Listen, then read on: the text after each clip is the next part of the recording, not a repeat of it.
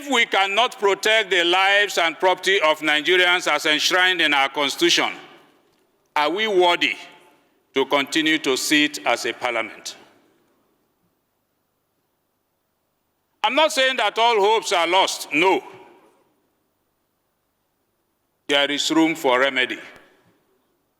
But we must see this as a national tax and be selfless about it. This is no time for religion.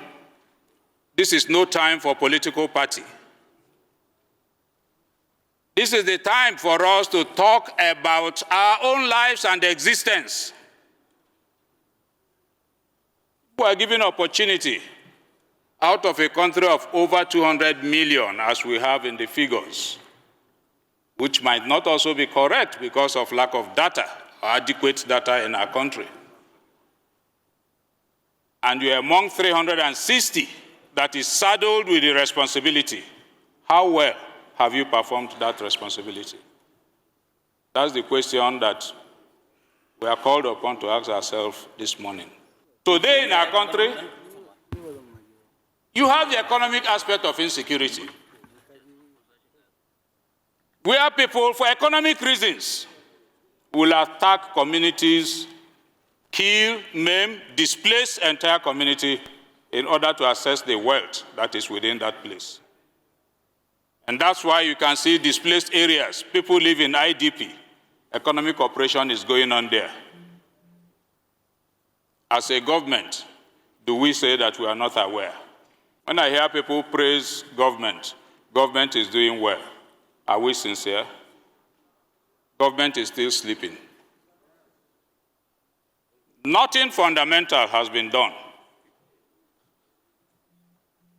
Nothing. A very important issue that has bedeviled us as a nation. Perhaps let me start by reminding us why we are all seated here as members of the National Assembly. In so doing, I would quickly take us back to the quotation from Thomas Hobbes, many decades ago, I think sometime in 1651, when he said that man, the life of man is solitary, it's poor, brutish, nasty, and short. Order, please. We can ask ourselves a clear question.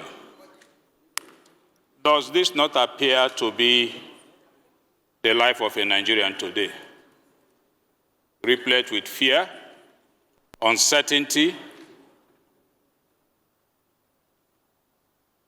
We can no longer travel by road in our own country. In fact, when your relative or anybody that is close to you attempts to do that, you will be in prayers until such a person arrives. It is because of this situation that men agreed to give up their sovereignty and set up a government. It is that sovereignty that Nigerians have given up that has brought only 360 men together to sit here and ensure that we protect the lives and property of all Nigerians. Let me quickly refer us to our constitutional provision, section 14, subsection 2B, which provides the essence, the purport, and the purpose of government. That is protection of lives and property of citizens. In so doing, as a Christian, I will further refer you to a Bible quotation. I'll take you to Matthew chapter 5, verse 13, which tells us that we are the salt of the earth.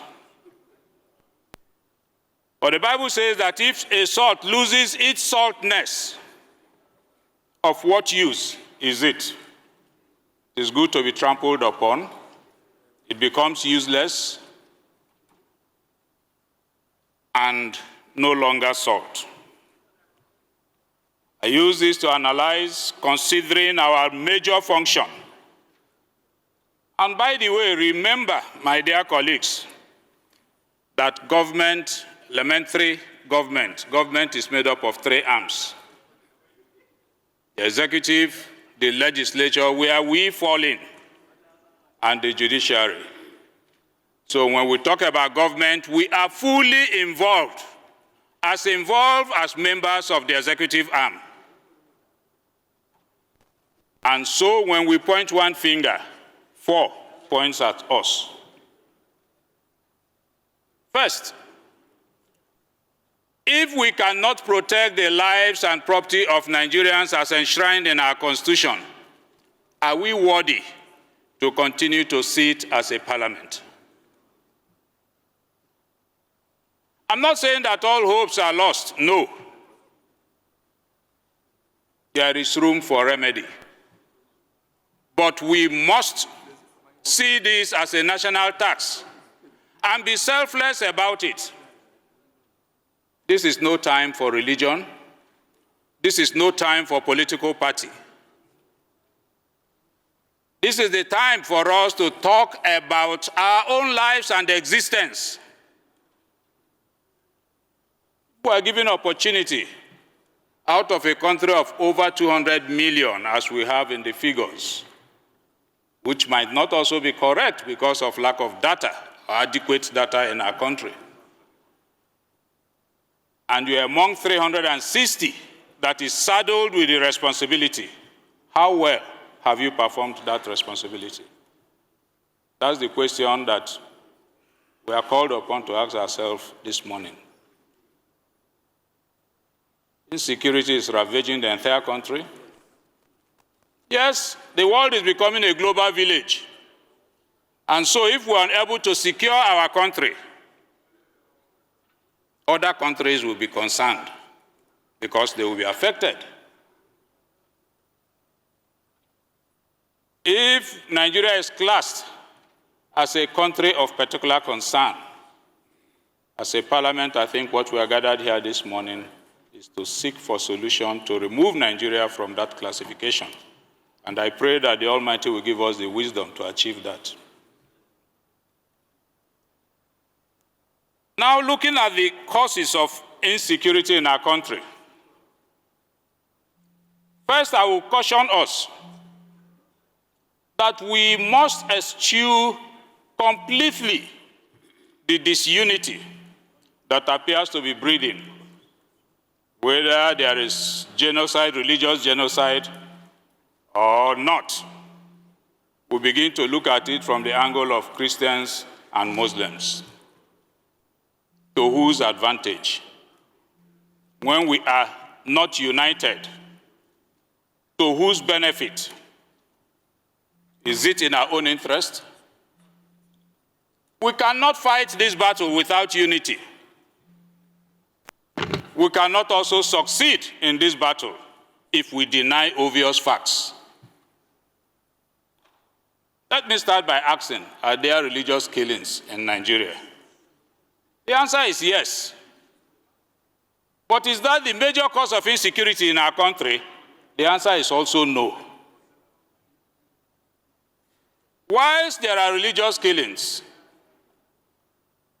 it will amount to painting the insecurity issue with a single brush to say that that is the only reason why we have insecurity.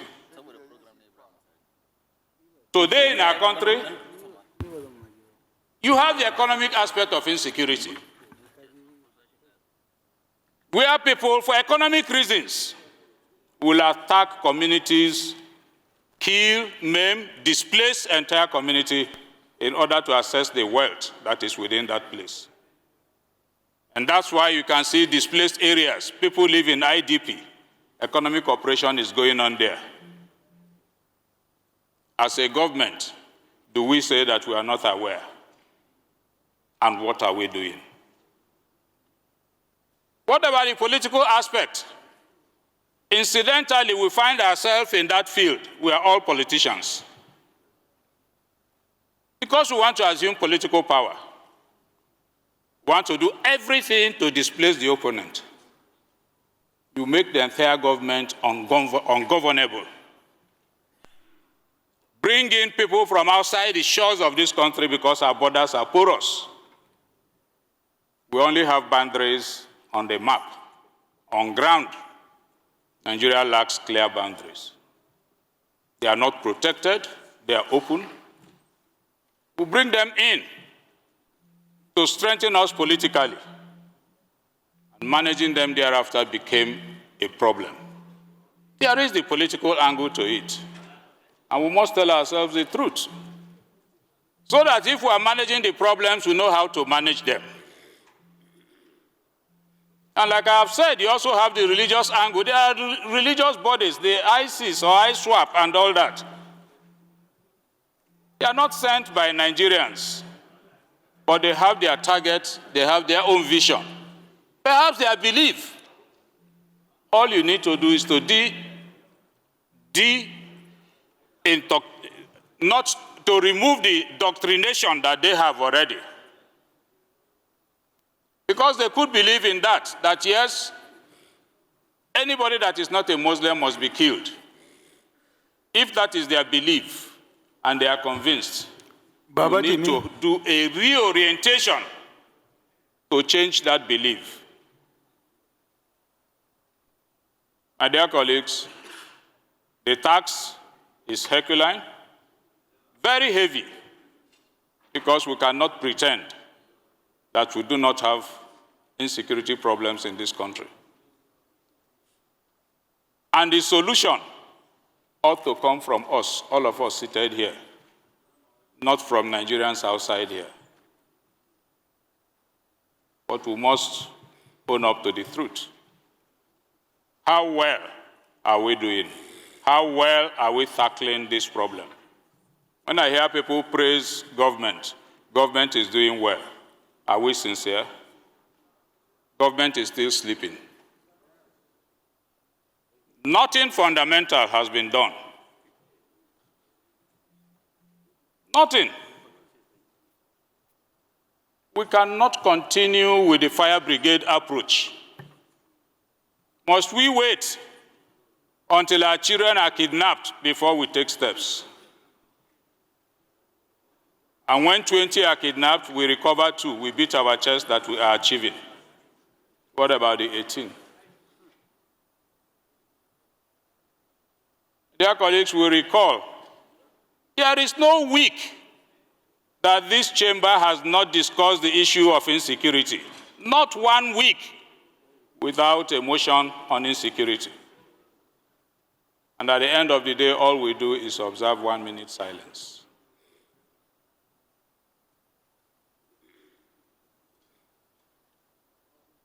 I think that the time has come for us to unite, if not as a country, as parliamentarians.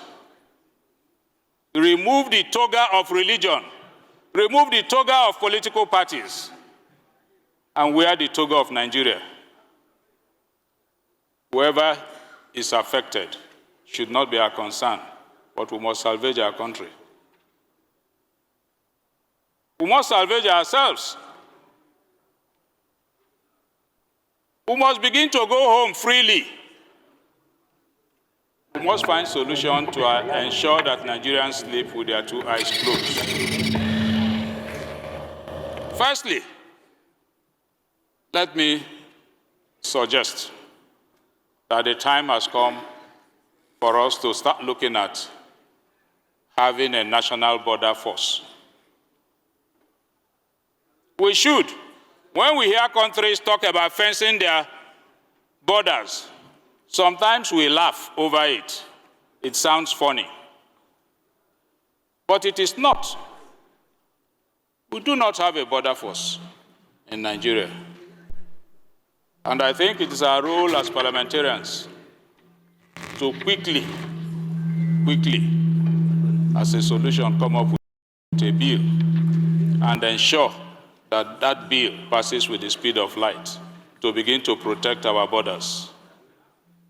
Not just by physical protection, Like I said, the world is a global village today. There are technologies that will help us. A border force that is based on technology. Honorable David, please can you find your seat? Honorable David, Kalambaina. Honorable Badao, please can you find your seat? Honorable Gadi, please find your seat. Honorable Gadi, please. We also have before us the Constitution amendment that is going on. Security is prominent. My dear colleagues, we don't have an option than to go back to community policing or state policing. We must begin to secure our country from every community. From every community. And as a parliament, we must also begin to rise to our oversight functions. We must begin to stand our grounds.